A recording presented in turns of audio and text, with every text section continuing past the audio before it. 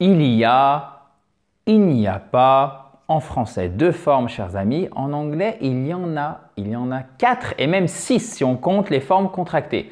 Mais vous allez voir, c'est franchement 1, sympa à utiliser et 2, facile à utiliser. Donc 3, vous n'avez aucune excuse pour ne pas savoir traduire il y a correctement en anglais. Surtout après avoir regardé cette mini-série de 2 vidéos puisque ça, c'est la partie 1.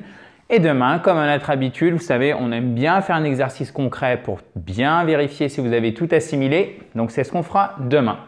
En attendant, bon, ce cours, c'est plus un cours pour débutants, d'accord? Mais je pense, et j'en suis même sûr, que si vous avez un niveau supérieur, entre guillemets, évidemment, à un niveau débutant, vous allez apprendre des choses et peut-être pas des choses qui ont trait à there.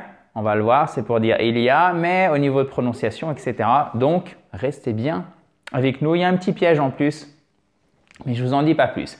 Donc, classiquement, au singulier, pour dire il y a, donc on a une seule forme en français, on en a 2 en anglais, c'est there is. Et c'est pas there is, c'est pas there is, non, there is, there are. Et oui, on est obligé de faire ces sons qui sont pour nous presque bizarre en tant que francophone parce que ça fait vraiment, c'est très nasal, c'est beaucoup avec la gorge.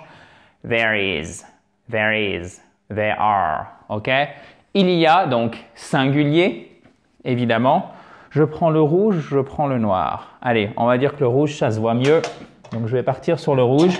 Donc, there is, there are, ok? Singulier, pluriel. Forme négative, there is not, there isn't, ok? Bon, vous utilisez celle que vous voulez. Sachez que les 2 passent très bien, sauf dans un contexte formel où là, vous utilisez la forme non contractée. Et il n'y a pas à la forme négative, c'est there, sorry guys, there is not donc pour le singulier et there are not pour le pluriel. Vous pouvez, entre guillemets, le simplifier en utilisant une forme contractée. Donc là, du coup, on rajoute l'apostrophe et on enlève la voyelle, c'est ce qui nous donne they're not, ok? They're not. C'est un petit peu plus court. There are not, they're not, they're not. Ok, guys? Pour les questions, c'est simple.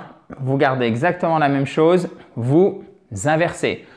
Petite précision, comme il s'agit de questions fermé, on répond par oui ou par non. Y a-t-il telle chose dans tel endroit, par exemple? Oui, il y a en français comme en anglais. Du coup, on remonte sur la fin de la question l'intonation. Is there? Et vous remontez. On va en voir avec l'exemple. Je vous en ai mis 1 ou 2. Un exemple et on va en revoir demain. Même chose. Are there? Hop, et vous remontez avec la suite de la phrase. Donc, il y a un chat dans l'arbre. Bon, je ne suis pas allé chercher très loin niveau vocabulaire, j'avoue. There is a cat in the tree. Le principal, c'est vraiment que ça devienne un réflexe. C'est pas parce que c'est facile qu'il faut le prendre un peu par-dessus la jambe et se dire « Ok, c'est bon, j'ai compris ». Non, c'est bien de comprendre, mais comprendre, c'est exactement comme moi quand je me mets ici. Là, vous voyez la moitié des choses, mais ce n'est pas suffisant pour vous. Vous voudriez que je me pousse. Donc, c'est ce que je fais. Donc, je vous invite, vous aussi, à faire, vous avez vu un peu la mise en abîme, hein? Je vous invite à faire aussi ce pas supplémentaire et à bien appliquer pour que ça devienne évidemment un automatisme. There is a cat in the tree. Ils ont, tree, ok? Ça fait partie aussi des choses à connaître parce que l'arbre, c'est quand même du vocabulaire hyper courant. There are many gifts under the Christmas tree. Il y a beaucoup de cadeaux sous le sapin. Alors, sous le sapin, évidemment, de Noël. Vous aurez noté, chers amis, j'en suis sûr, puisque vous êtes 2 fidèles abonnés de cette fabuleuse chaîne YouTube. Donc, vous vous souvenez de ce qu'on a vu il y a quelques vidéos. C'était juste à la fin de l'année dernière. Et oui, c'était déjà l'année dernière. Nous avons vu Noël et ce n'est pas Christmas, ok? C'est Christmas. Donc, c'est un I court. Le T ne se prononce pas. Ok? Donc, ce qui nous donne Christmas. Christmas tree. Le sapin de Noël. There are many gifts. I court aussi. There are many gifts. Gifts. There are many gifts under the Christmas tree. Il y a. Donc, vous voyez, c'est intéressant. Phrase simple, pourtant, il y a plein de choses à savoir au niveau de la prononciation. Et on en oublierait presque notre there are. OK? Vous voyez, bah, c'est ça parler une langue étrangère, c'est ça parler l'anglais, c'est faire plein de choses en même temps. C'est pour ça qu'il est nécessaire d'avoir des automatismes pour des choses très simples. Parce que si vous n'avez pas ces automatismes pour des choses très simples, eh ben après, ça va être compliqué pour faire des phrases qui, vous serez d'accord avec moi, ne sont pas non plus extrêmement compliquées. D'accord? Donc, c'est comme quand on construit une maison. C'est la vidéo des images aujourd'hui. C'est comme quand on construit une maison. Il faut faire des fondations solides, chers amis. En parlant de fidèles abonnés à cette fabuleuse chaîne YouTube, sachez que si vous ne l'avez toujours pas fait, si vous ne vous êtes toujours pas abonné, vous pouvez le faire ici en cliquant sur le bouton rouge juste en bas à droite et profitez-en pour regarder les autres exemples le temps que je finisse, pour ceux qui savent déjà. Et pour ceux qui ne le savent pas, profitez-en pour récupérer votre kit complet pour vous mettre ou pour vous remettre à l'anglais. C'est en cliquant sur le i en haut à droite ou sur le lien qui est sous la vidéo, juste entre la section commentaires et la vidéo. Ils ne sont pas sympas. Alors, vous savez, nice, c'est un mot un peu passe-partout qui veut dire beau, mignon, gentil, sympa, qui plus est. They are not nice. Oh my God. Et non, je vous avais dit qu'il y avait un piège. Je vous avais dit qu'il y avait un piège. Il faut faire attention parce que ça se prononce de la même façon. They are not. OK? Donc, méfiez-vous de ça, chers amis. Il faut vraiment faire attention. OK? They are not, c'est pas la même chose que they are not. OK? Ça, c'est il, le pronom personnel, et ça, c'est il y a pour le pluriel. Ne vous trompez pas, c'est hyper important, ça se prononce de la même façon, mais ça ne s'orthographie pas de la même façon. Il faut évidemment comprendre la distinction. Si ce n'est pas clair, vous me le dites juste en dessous et je vous aiderai. Ensuite, une magnifique question avec une belle inversion sujet-verbe. Is there a shopping mall in this city? In this city, on remonte, comme je vous le disais. Yes, there is. Réponse typique des anglophones. Nous, en français, on dira oui. Un anglophone adore reprendre le cœur de la structure grammaticale de la question et la remettre dans sa réponse. Yes, there is. Yes, I do. No, I cannot, etc. Nous, on dit plus souvent non ou non, je peux pas. Ou oui, oui, il y en a. Oui, il y en a à l'oral. Yes, there is. OK, guys? Avec un beau point d'exclamation puisqu'on met un peu de force dans notre intonation.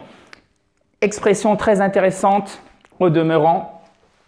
Et shopping, donc ça c'est une voyelle longue déjà, le O, d'accord? Donc ça vous connaissez et c'est pas shopping, shopping, ok? Shopping mall, mall. C'est ça là, c'est prononcé exactement de la même façon que le A ici, puisque c'est la même chose en phonétique.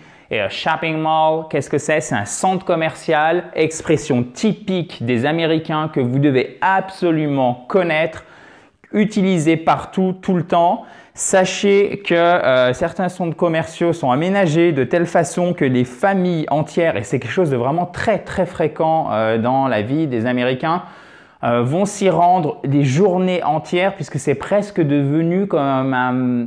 Ouais, ça peut être presque considéré comme un parc d'attractions, voyez-vous. Donc, vous pouvez évidemment acheter, mais vous pouvez aussi vous distraire. Le but du jeu, c'est que la personne, elle rentre et elle n'a pas envie d'en ressortir et elle y reste le plus longtemps possible. Elle reste où? Dans le shopping mall, ok? Très souvent, on vous dira simplement mall, ok? On enlèvera shopping mall. On enlèvera shopping, sorry guys. Ok, donc mall. Mall, ça vous devez le connaître. Voyelle longue et pas mall, ok? Mall. Is there a shopping mall in this city? Et pas city, city.